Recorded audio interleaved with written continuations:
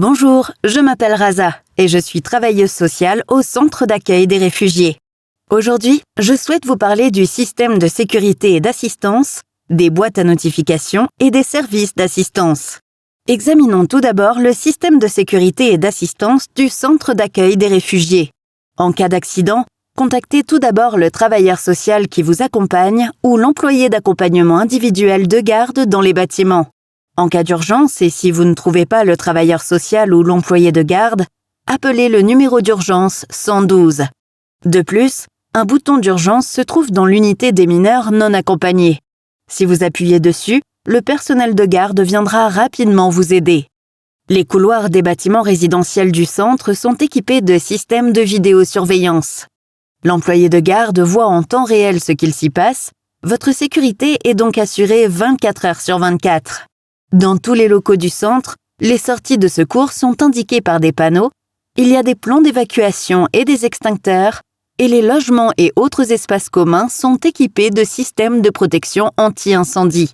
Le centre d'accueil des réfugiés dispose également d'un centre médical où une assistance médicale est proposée et le cas échéant, un psychologue qui travaille au centre peut apporter un soutien psychologique. De plus, vous pouvez contacter pour toutes les questions l'employé qui vous est affecté ou un autre travailleur social du centre. Vous pouvez également écrire une lettre anonyme. Si vous avez été frappé ou si l'on vous a crié dessus, si vous avez subi des violences physiques, psychologiques ou sexuelles, ou si vous avez été victime d'un comportement inapproprié de la part d'un travailleur social, le centre dispose de boîtes à notification pour une aide anonyme où vous pouvez déposer une lettre anonyme. Le personnel du centre cherchera les moyens de vous aider. Les adultes peuvent également écrire une lettre anonyme par voie électronique. La confidentialité est garantie. Le pays dispose d'un système d'assistance générale. En cas d'accident ou d'urgence, vous pouvez appeler les secours ou signaler l'incident depuis n'importe quel endroit en Lituanie. Numéro d'urgence 112. Ce numéro d'urgence permet de signaler un accident ou une menace soudaine pour la vie, la santé, la sécurité, l'environnement ou les biens, et d'appeler la police, les urgences médicales, les pompiers ou les services de protection de l'environnement. Le 112 fonctionne 24 heures sur 24.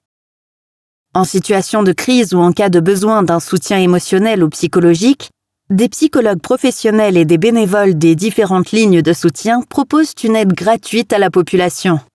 En Lituanie, il existe une ligne pour les jeunes, une ligne d'espoir pour les adultes, une ligne de soutien aux femmes, une ligne pour les hommes et bien d'autres. La conception des vidéos est financée par le Fonds Asile, Migration et Intégration.